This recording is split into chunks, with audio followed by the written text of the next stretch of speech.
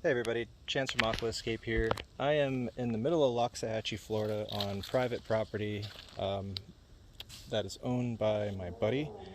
We finally decided, he just recently bought it, so we finally decided to go and explore everything. It's about 5.5 acres of plants and stuff, so we have found a whole bunch of Eriocallan compressum, which is awesome. There we go. A bunch of those, and then earlier I saw what looked to be some Utricularria flowers, as well as Xyris and stuff like that. It's actually some cool moss here too. And all of this is in a giant, what used to be a bog, I'm assuming. It does get water pretty high. You can see the watermark on the trees here. So, but these are all Melaleuca invasive trees that were put here a long time ago, seeded out on purpose to help dry up the glades, and then they turned into a nightmare. So yeah, amongst all this invasive nonsense, you have awesome clusters of Eriocallan compressum. That's because this is a bog, basically. In the summertime when we get rain, all of this will be full, and yeah, be splashing back here to get this stuff.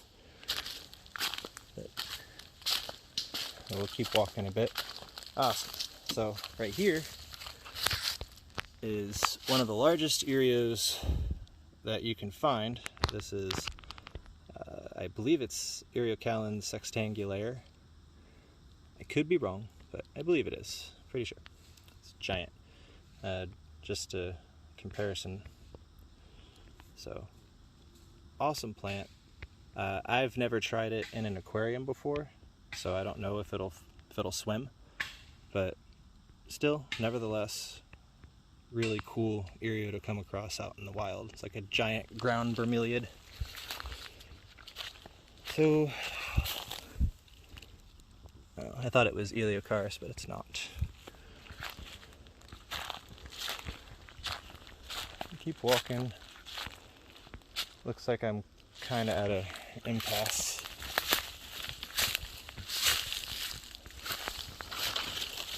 And you never would have thought to like look for aquatics and stuff like that back through here. You see all the pine trees and pine needles and stuff, but this is actually perfect. Areas like this are great. We're like way off the beaten path now.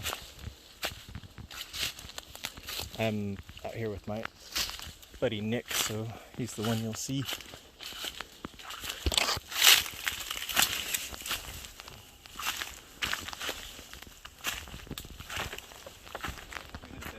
So we're at a dead end. But hey, we found native palms, which are cool. You see them everywhere. But I will pause it till I can find my way out of this. Probably just going to have to go back the way we came. That would make more sense. We'll just do that.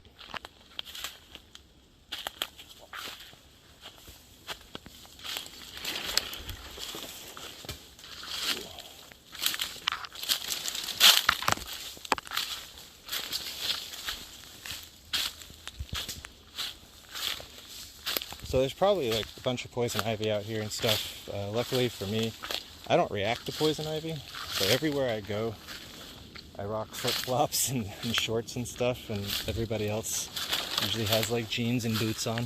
But I'm very lucky. I haven't stumbled across a poison anything that I react to as far as skin goes. Oh, cool. Here's another Sextangular. Just to give you an idea of how high this flower spike is. It comes up above my knee. I'm 6'4", so huge flower spike on it. Really cool plant. Back through the forest. These are Acacia trees here. They're also invasive. These are the Melaleucas. The bark is like paper. They're invasive. There's a large Xyris. Again, Probably, I mean, probably not aquatic. Who knows? It could be. I haven't tried. It's a really big one. But all this is, like I said, underwater during the season. So, and just walking along, there's just Erios on the path as we go. And those could be compressum or ravenelii. Probably mispronouncing that, but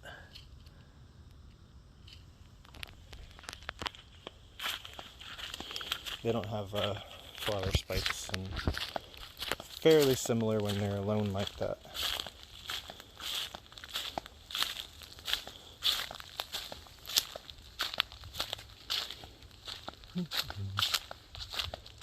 Oh, this is cool. This is a native plant too that you see used a lot in landscaping. It's called cocoa plum.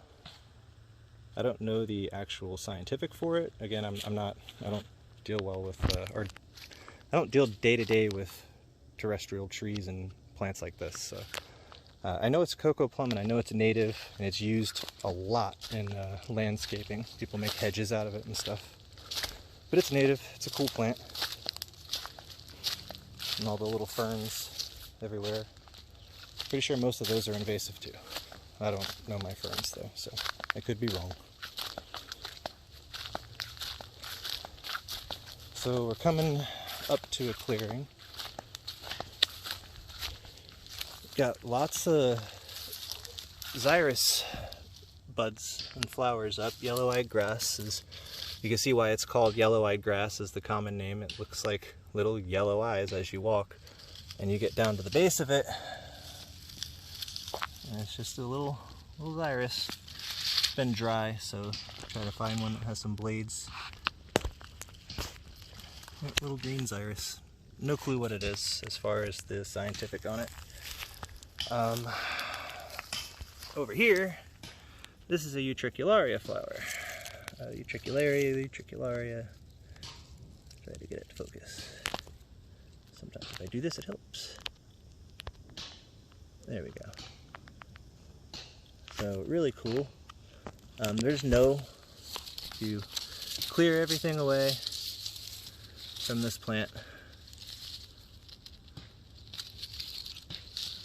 All of it. There. So there's absolutely no leaves to this. I did pull the flower stalk out, but everything to this plant is underground. Really cool genus, Utricularia. A lot of people know it because of Utricularia gibba, but there's so many of them, and they produce really cool flowers. I'm not sure which one that one is, but they're really cool. Really tiny flowers. They look great in bogscapes and stuff like that, or terrariums that people build out. So you can see this is all muddy, and we've been really dry. We're actually in a drought. I don't know the actual number of inches we're below our normal rain, but it's a lot. So we'll just keep on going. He's cutting down a Melaleuca tree.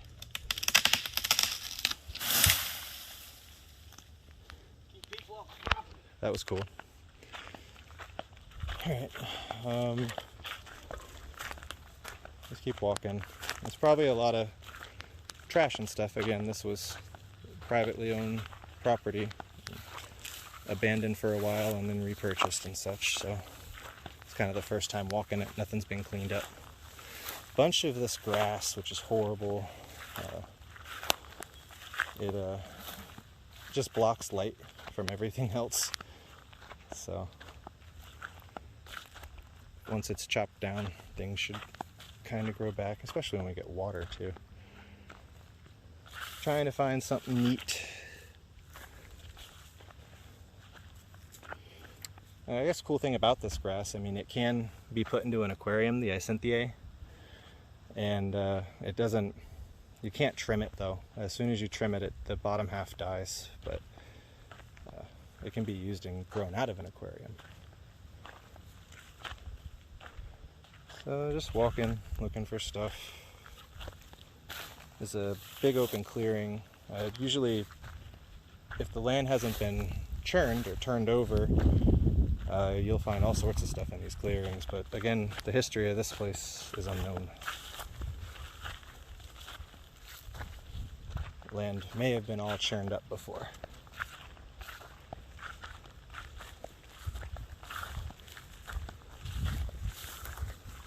But we're walking.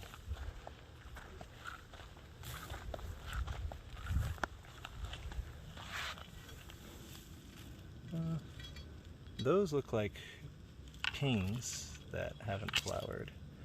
And this I'm not sure. This is another Isinthiae. I'm pretty sure. I'm probably mispronouncing that as well, but whatever. So it looks like we had some Ludwigia out here. This is a Ludwigia here. It got chewed up by something. There's been beetles, they're called flea beetles, I believe, but they're like these metallic beetles, and they totally decimate Ludwigia for some reason. It's like their favorite thing in the world to eat. But I see them often now out in nature, which kind of sucks, because something eating native plants really sucks. Holy cow! Look at this! Nick! A whole patch of Gratiola Rimosa! This is awesome. This is a huge find. I've only ever found this in one other spot. Oh, I feel bad. I just mowed that a few days ago. One other spot. That's awesome. So this here is a Florida native. It's Gratiola Rimosa. Really cool plant submerged. It gets nice and blood red, has erect growth. It doesn't lean or fall over. So this is cool. The fact that this is here is awesome. It looks like there's a pretty big patch of it too, so that's going to be cool to check up on when it rains again. And there's some Utricularria right next to it growing too. So awesome. That's a cool find. I'm going to mark this spot on the GPS for sure now. So best part about this, with it being private property, collection on this land is okay. It's perfectly legal. Collecting anywhere else in Florida isn't. As long as it's private property, you're good. So that's cool.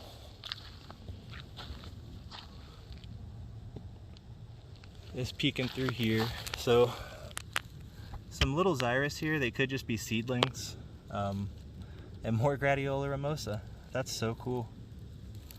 But yeah, they could be seedlings or not. They could be as big as they get. I mean, here's a larger one. That may be the green one that I found at the other location where I found Gratiola Rimosa. That's where I found green blade, as it's called.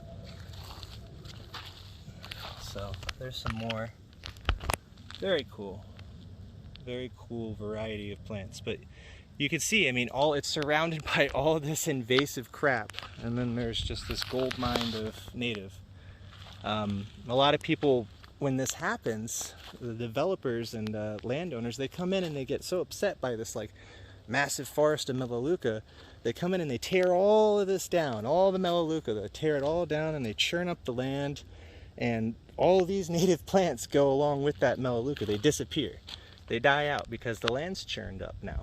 So we kind of got to look at the fact of, you know, these trees are here now.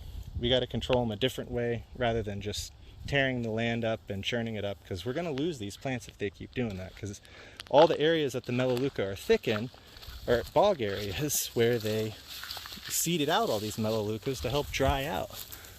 So don't want to be a part of that. So we'll keep walking. That was a cool find. This is going to be a long video. A lot of people have been requesting long format videos, so perfect. And Nick and I were just kind of hanging out today. Not much going on, so Left or right? Oh, left. Left.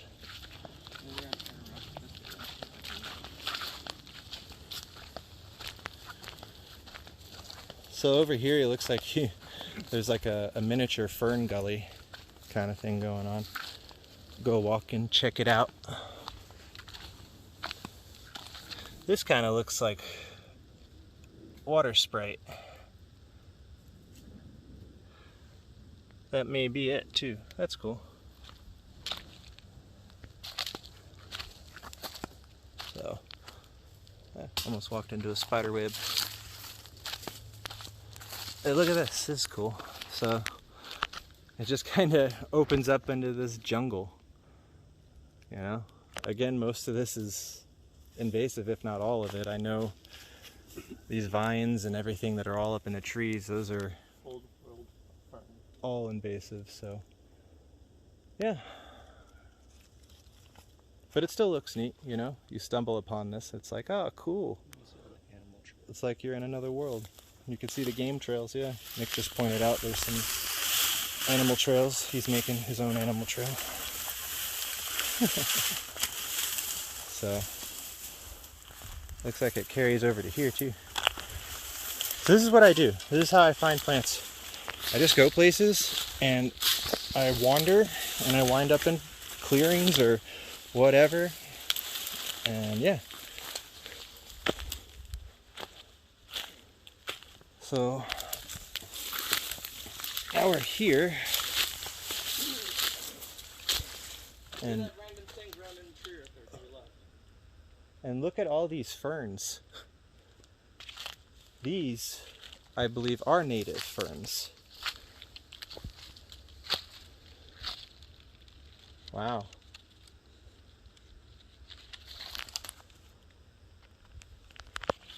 This is too cool.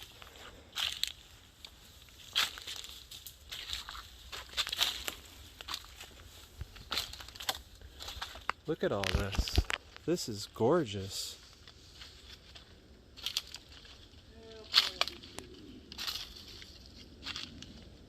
Oh wow, it's everywhere. So this is about a mile away from my house where I live. Wow, I'm kind of speechless. I mean, the trees and just the ferns and everything, like the character that this place has, this is amazing.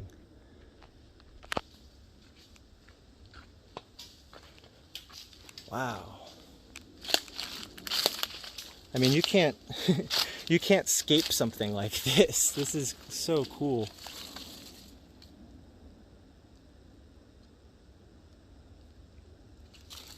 Tillandalcia is everywhere too.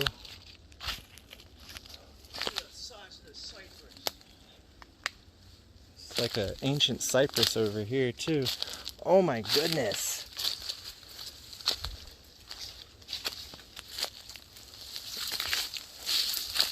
Holy cow. That's a tree. In Florida, we don't have many trees like this.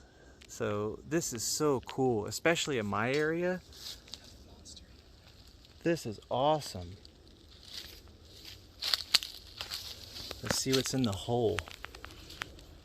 It's a tree hole. Holy cow. Just the fact, I mean, look at that. It's a big old tree, cypress. That's too cool. This place is like a living fern gully.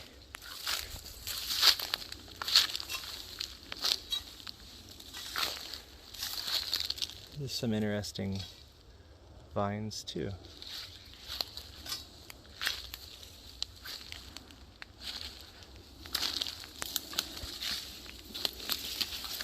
Fallen cypress here.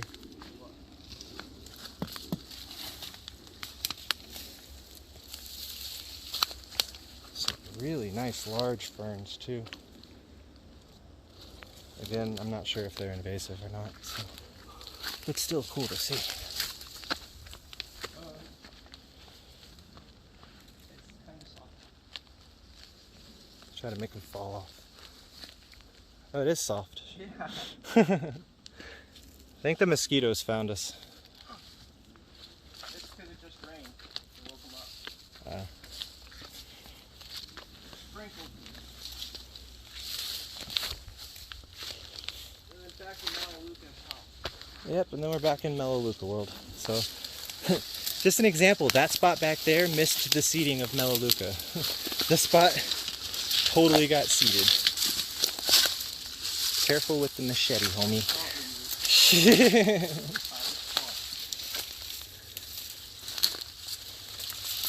Yeah, just totally all invasive stuff now.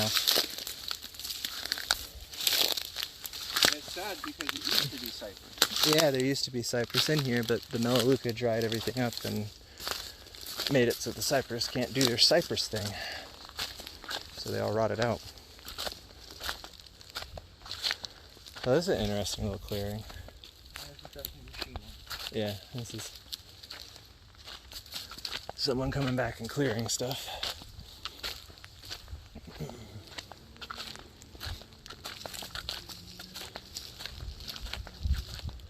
Over here looks like a natural clearing with some low spots. Again, it's all grass. It's just dried up. Yeah.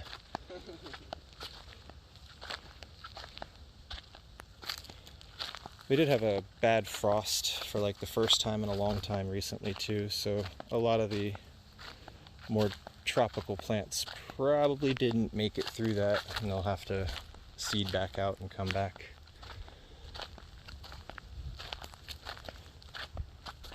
But yeah, this was originally a bog, a flatland bog, and then Melaleuca showed up.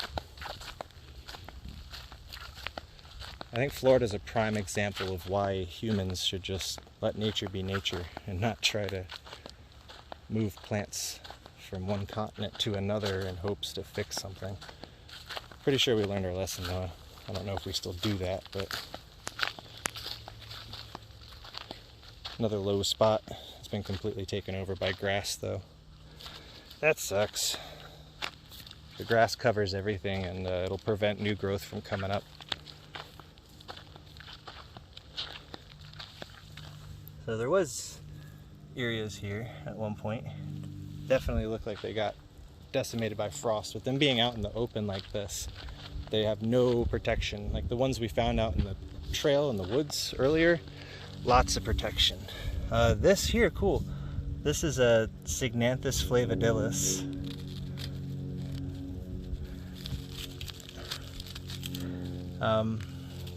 Doesn't work well submerged. But one way you can tell Signatus and Eriocaulon apart is their root structure. If you get down to these roots here, focus, there we go. Get to these roots here. These roots are hard. They're not soft and spongy at all. Eriocaulon roots are soft and spongy. They're hard, coarse roots. So still, it carpets well, and I think this would be an awesome plant in like a front of a terrarium or a bog planter or something like that, because it does carpet well and it seems prolific in this environment. I'm sure if you're able to match it doing biotope studies or something, you'd get it to grow just the same. It's in wide open areas everywhere I find it, no coverage, so obviously full sun. But cool plant. Yeah, so we're gonna try to find our way back up. Oh, hold on. A whole field of Xyris now. Again, I don't know what type they are or whatever. So. Is that what all of these are here? Yeah, probably. If that's what these are here. Yeah, those are all Xyris. I don't know what species of Xyris, but yeah, all Xyris. They, like I said, they look like the green blade one that I found. So I don't know the species on them. I'm sorry, I never really looked into it much. Could never find one in flower. It looks like these are actually about to come into flower, which is awesome. So maybe I will have an ID for it. There's another of those giant sextangulars. But yeah, awesome place to bring folks and actually have legal collecting, you know, nice place to bring folks to photograph plants who aren't interested in collecting as well. So a nice place just to come and walk. So until you run into spider webs. Wow, look at it. It's all in his hair. It's in his hair. Look, it's right in front of his face. Here he is. Oh. So this is big old crab spider. This is a crab spider, part of the orb weaver family. They're super cool, and I want to focus on it because they're really pretty. Riley's a big guy. He's gonna get mad at me for trying to. Grab him. He's not gonna bite you. I don't want to grab him. I don't care if he's not gonna bite me. I don't want to be mean to it. I guess I'm harassing it enough. It's probably gonna bite me. I don't want to be mean to it as I try to take a picture. Yeah, his web's stuck to me. I can't get it to focus. I don't know how the photographers get these things like this. I guess they don't walk into their webs first. Yeah, it landed on me. Sorry. Well, he's on the ground now. So he's a lot easier to look at. So look at that. Super cool spider. I'm sorry about your home. My friend did not see you. I'm sorry that I harassed you as well, but you'll be alright. You had sticks and stuff in your web. You'll make a better web. But look at that. Such a cool spider. Alright, well, we are going to work our way back up to the front of the property. But I hope you guys enjoyed it. This is my first plant walk of 2021. It seems to be an amazing place, as this was the first time me coming here as well. Found so many cool things, and that was just a quick walk, and we're in a drought too. So I have a feeling this place is going to be awesome once we get some rain. So I hope you guys enjoyed it. Please don't forget to like, subscribe, and share these videos. I will be visiting a whole bunch of different places all across Florida this spring and summer and into fall. So thank you guys. Enjoy.